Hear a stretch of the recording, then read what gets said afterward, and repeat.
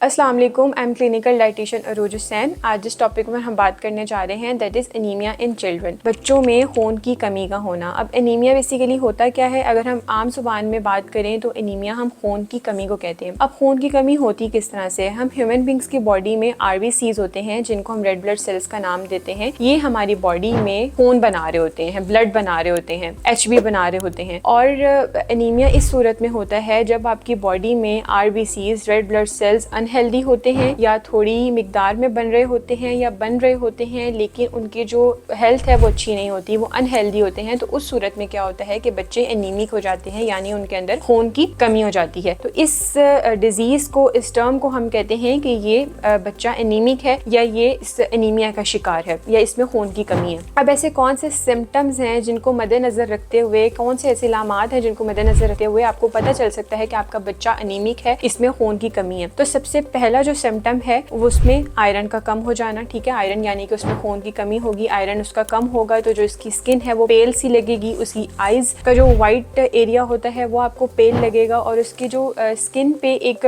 जो ग्लो होता है वो आपको नजर आ रहा होगा कि ये बच्चा जो है वो मध्यम मध्यम सा पड़ रहा है और जो उसका ग्लो है स्किन का वो जाता जा रहा है। सेकंड नंबर पे जो सिम्टम आ जाता है वो ब्लीडिंग। अब ब्लीडिंग बच्चे को कंटिन्यूसली हो रही है, वो किसी चोट की वजह से भी हो सकती है। अगर उसको कोई चोट लगी है और उसकी ब्लीडिंग रुक नहीं रही है कंटिन्यूसली, या उसको थोड़े थोड़े वक्फे से उस एरिया से, जो उसकी इंजरी वाला जो एरिया है वहां से उसको ब्लीडिंग होती जा रही है, कभी कम कभी ज्यादा होती जा रही है, तो ये भी एक साइन है कि बच्चा एनीमिक है। थर्ड नंबर पे जो सिम्टम आ जाता है वो ये कि मेल एब्जॉर्प्शन है, यानी कि उसका जो आयरन है उसकी बॉडी में सही से एब्जॉर्ब नहीं हो रहा, या तो बच्चा आयरन ठीक से ले नहीं रहा, उसका जो आयरन लेने का कॉम्बिनेशन है, चाहे वो फूड है चाहे वो सप्लीमेंट है, आयरन लेने का कॉम्बिनेशन इस तरह का है कि उसकी बॉडी में आयरन सही से एब्जॉर्ब नहीं हो रहा, तो उस टर्म को हम कहते हैं कि ये मेल एब्जॉर्प्शन है, यानी कि बॉडी में आयरन सही से एब्जॉर्ब नहीं हो रहा। उसके बाद जो सबसे जो मेजर सिम्टम आ जाता है वो ये कि लेड पॉइजनिंग उसको हम कहते हैं। लेड पॉइजनिंग यानी कि जो बॉडी के अंदर जो RBCs हैं, जो रेड ब्लड सेल्स हैं, वो रप्चर हो रहे हैं, यानी कि वो टूट रहे हैं, डिस्ट्रॉय हो रहे हैं। उनके डिस्ट्रॉय होने की टर्म को हम कहते हैं कि ये लेड पॉइजनिंग है। इसकी वजह से भी बच्चा एनीमिक हो सकता है। अब आगे हम आ जाते हैं इसके ट्रीटमेंट की तरफ कि कैसे, कौन सा ट्रीटमेंट है जिससे हम अपने बच्चे को एनीमिक होने से बचा सकते हैं। तो सबसे पहले तो जो ईजीएस्ट वे है कि आपने अपनी जो डाइट अच्छी करनी है, आप अपनी डाइट में आयरन रिच फूड का इस्तेमाल करना है। जो सबसे पहले हमारे पास, अगर आजकल के मैं सीजन की भी बात करूँ तो हमारे पास स्पिनच बहुत अच्छी अमाउंट में आ रहा है, ग्रीन लीफी वेजिटेबल है, साग हमारे सबके घरों में बनता है, वो एक बहुत अच्छा सोर्स है आयरन का। और जितने भी ग्रीन लीफी वेजिटेबल्स हैं आप सबको लें अपनी डाइट में, इनमें बहुत अच्छी अमाउंट में आयरन मौजूद होता है। सेकेंड नंबर पे सिट्रस की जितनी भी कैटेगरी है, सिट्रस फ्रूट्स हैं,